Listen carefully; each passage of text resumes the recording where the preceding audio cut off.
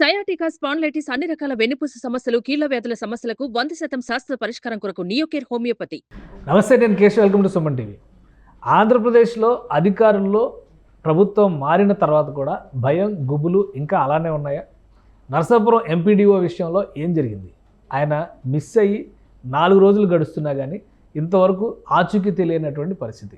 ఆత్మహత్య చేసుకున్నారేమో అనేటువంటి ఆందోళన కుటుంబ సభ్యుల్ని వెంటాడుతుంది. మరోవైపు డిప్యూటీ సీఎం పవన్ కళ్యాణ్ క్లియర్గా ఆదేశాలు ఇచ్చారు. ఇమీడియట్గా ఈ ఇష్యూని సార్ట్అవుట్ చేయాలనేటువంటి మాట అధికారులకి చెప్పారు. సో ఏం జరగబోతుంది, వాస్తవానికి నరసాపురంలో ఏం జరిగితే ఆయన కనబడకుండా పోయినటువంటి పరిస్థితి ఏర్పడింది. ఈ అంశాన్ని విశ్లేషించే ప్రయత్నం చేద్దాం. మనతో పాటు అనలిస్ట్ చందు శ్రీనివాస్ గారు. శ్రీనివాస్ గారు నమస్కారం. నమస్కారం. ఏం జరిగి ఉండొచ్చు? ఎంపీడీఓ అంటే మామూలుగా ఒక చిన్న అధికారి స్థాయి, అంటే గ్రామాల స్థాయిలో చూస్తే కనుక మండల పరిషత్ డెవలప్మెంట్ ఆఫీసర్. సో ఆ లెవెల్ వరకు వాళ్ళు చేసేవి పెద్దగా డీలింగ్స్ కూడా ఉండవు. కానీ ఎందుకు అంత ఆందోళన పడాల్సిన పరిస్థితి వచ్చింది? కుటుంబానికి కానీ ఎవరికీ సమాచారం లేదు ఇంతవరకు. అధికారులు కూడా ఏం జరిగిందో తెలుసుకోలేని పరిస్థితిలో ఉన్నారు. డిప్యూటీ సీఎం ఆదేశాలు జారీ చేశారు. ఏం జరిగి ఉండొచ్చు? డెఫినెట్గా అది ఒక విచారకులు, అంటే ఆయననే కాకుండా ఉద్యోగులందరూ కూడా అభద్రతా భావంతో ఉంటారు కదా. అంటే గత ప్రభుత్వం 5 సంవత్సరాలు అధికార పార్టీ చెప్తే అది చేసిన వాళ్ళకి ఇటువంటి ఇబ్బందులు ఉంటాయి. అదే సమయంలో వాళ్ళ ప్రభుత్వం చెల్లించాల్సిన బిల్లులు అడిగే సమయంలో వాళ్ళు చెల్లించకపోవటం, ఇవన్నీ కూడా వెంకటరమణ గారి విషయంలో అదే జరిగినట్టుగా కనపడుతుంది. అక్కడ ఫెర్రీ బోట్స్ సంబంధించిన బిల్లులు ఏదో 56 లక్షలు పెండింగ్ ఉన్నాయి. అది అక్కడున్న కన్సల్ట్ ప్రసాద్ రాజు గారు మాజీ ఎమ్మెల్యే, ఇప్పుడు నర్సాపురం, ఇప్పుడు బొమ్మిడి నాయకుడు అయ్యారు. ఇప్పుడు మాజీ ఎమ్మెల్యే, తర్వాత జగన్మోహన్ రెడ్డి గారికి అత్యంత సన్నిహితుడు ఆయన ప్రసాద్ రాజు. అప్పుడు విప్పుగా కూడా చేశాడు. కాబట్టి ఆయన అనుచరుడు ఒత్తిడి చేసి ఆ విషయంలో ఆయన చెల్లించమని అడిగినప్పుడు ఆయన చెల్లించకుండా బెదిరించినట్టు, ఆ బెదిరింపులకి భయపడి ఆయన ఆత్మహత్య చేసుకున్నాడని అంటున్నారు వాళ్ళ కుటుంబ సభ్యులే. ఇన్ని రోజులైనా మనిషి కనపట్లేదంటే చివరికి ఏలూరు కాలువ దగ్గర ఆయన చివరి ఫోన్ సిగ్నల్ దొరికింది, ట్రాక్ అయిందంటే ఇప్పుడు అందరూ కూడా అన్ని గజ ఈతగాలని రంగంలో దింపారు. మీరన్నట్టు పవన్ కళ్యాణ్ గారు ఢిల్లీ వెళ్తా కూడా విచారణకు ఆదేశం, ఎందుకంటే పంచాయతీరాజ్ ఆయన పరిధిలో ఉంటుంది కాబట్టి, మండల పరిషత్ డెవలప్మెంట్ ఆఫీసర్ కాబట్టి ఆయన కూడా త్వరితగతిన విచారించి దీనికి వాస్తవాలు తెలియజేయండి, ప్రజలకు తెలియజేయాలని చెప్పేసి ఉన్నతాధికారులకు ఆదేశాలు జారీ చేశారు.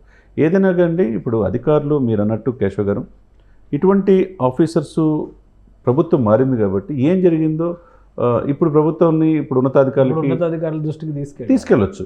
తీసుకెళ్లకుండా భయపడి ఇట్లాంటివి చేసుకుంటే వాళ్ళ ఫ్యామిలీలు ఉంటాయి, వాళ్ళ మీద ఆధారపడి ఉన్న వాళ్ళు ఉంటారు కాబట్టి వాళ్ళని ఒంటరి వాళ్ళు చేసినట్టు అవుతారు కుటుంబాన్ని. అలా కాకుండా ధైర్యంగా ఉండాలి. గత ప్రభుత్వంలో ఏదన్నా ప్రభుత్వం చెప్పినప్పుడు తప్పదు కదండి. ఇప్పుడు వాళ్ళు అధికారులే కాబట్టి వాళ్ళు చెప్పినట్టు చేయాలి. అనుకోని పరిస్థితులు ఎక్కడ సంతకాలు పెట్టమంటే అక్కడ సంతకాలు పెట్టిన వాళ్ళు వీటిలో బలైపోతుంటారు. పెట్టకుండా ఒక రకంగా విధి నిర్వహణలో భాగంగా ఆయన బకాయిలు ఉన్నాడు. మాధవాయిపాలెం రేవు ఏదో ఉంది, ఆ రేవుకు సంబంధించి ఫెర్రీ కాంట్రాక్టర్ ఉన్నాడు. అతను 54 లక్షల రూపాయలు గవర్నమెంట్ కట్టమని అడిగితే ఇంటికి వార్నింగ్ మెసేజ్లు పంపించారు. ఎంపీడీఓ గారి వైఫ్కి సెల్కి కూడా నెంబర్ మెసేజ్లు పెట్టారు అనేది వస్తున్నటువంటి సమాచారం. ఇప్పుడున్న ప్రభుత్వాన్ని దృష్టికి తీసుకెళ్తే ఈ ఇష్యూని హ్యాండిల్ చేయడం అనేది కష్టం అవుతుందా? ఎందుకు అంత భయపడి ఎండిఓ కూడా దూరంగా అంటే కనపడకుండా వెళ్ళిపోయారు, లేదా ప్రాణత్యాగం చేయాల్సినంత సిచ్యువేషన్స్ ఉన్నాయి అందులో? అది వాస్తవాలు విచారణ తెలియాలి. అంటే మనకు కూడా పూర్తిగా తెలియదు కాబట్టి ఇప్పుడు దీని ఒక రకంగా నైతిక బాధ్యత అక్కడ ప్రసాద్ రాజు గారు ముఖ్య అనుచరుడు కాబట్టి ఆయన కూడా వివరించాల్సింది. అప్పుడు కన్సల్ట్ ఎమ్మెల్యే కాబట్టి ఇప్పుడు ఒక రకంగా ఆ మనిషిని బయటకు తీసుకురావాల్సిన బాధ్యత కూడా అతనిదే.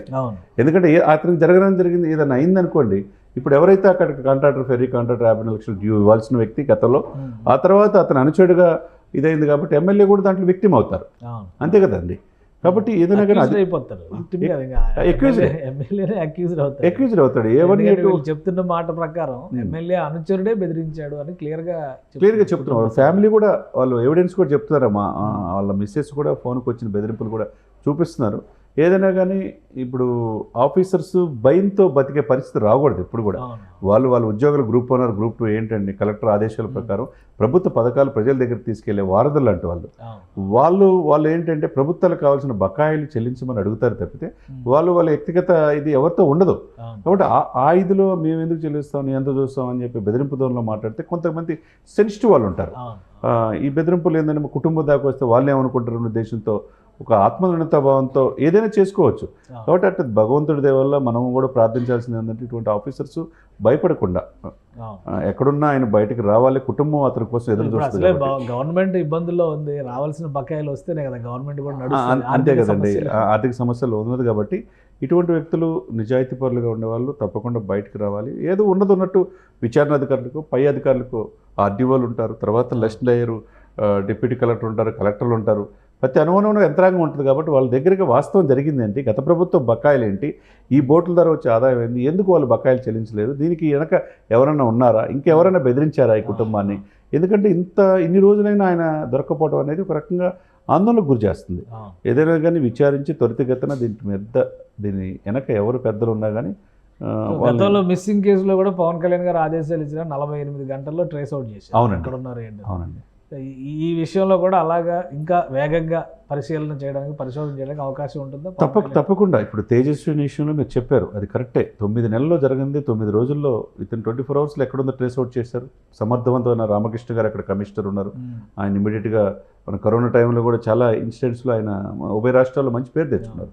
అటువంటి ఆఫీసరు ఇమీడియట్గా పవన్ గారు చెప్పటం, ఎక్కడో జమ్మూలో ఉన్న అమ్మాయి తేజస్విని తీసుకురావటం, తల్లిదండ్రులకు అప్పచెప్పటం ఒక మంచి సైన్ ఇది.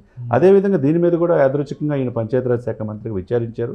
ఆయన ఢిల్లీ రేపు మీటింగ్ ఉండి ఢిల్లీ వెళ్ళారు, కానీ అధికారులకు ఆదేశించారు కాబట్టి డెఫినెట్గా ఈరోజు సాయంత్రానికి అతను ఏంటి, వెంకటరమణారావు ఎక్కడున్నాడు, ఏం జరిగిందనేది అధికారులు ప్రజలకు తెలియజేయాల్సిన అవసరం స్పష్టంగా ఉంది. థ్యాంక్ యూ శ్రీనివాస్ గారు, మీ అభిప్రాయం తెలియజేసినందుకు. ఇది గతంలో ప్రభుత్వానికి అనుకూలంగా వ్యవహరించడం లేదా నాయకుల అడుగులకి మడుగులొత్తినటువంటి వాళ్ళు ఇప్పుడు ఇబ్బంది పడేటువంటి పరిస్థితి ఉంటుంది. అయితే నిజాయితీగా వ్యవహరించినటువంటి అధికారులు మాత్రం ధైర్యంగా ప్రభుత్వం దృష్టికి జరిగిన అంశాలపైన వాస్తవాలను తీసుకొస్తే ఖచ్చితంగా చర్యలు తీసుకోవడానికి ఛాన్స్ ఉంటుంది. ఇక నరసాపురం ఎంపీడీఓ వీలైనంత తొందరగా ట్రేస్ అవుట్ అవుతారు, ఆయన సజీవంగా వారి కుటుంబ సభ్యులతో కలుస్తారని చెప్పని ఆశిద్దాం. ఇది special discussion. Keep watching. Suman టీవీలో మీ పర్సనల్ అండ్ బిజినెస్ ప్రమోషన్స్ కోసం కింది నెంబర్కి కాంటాక్ట్ చేయండి.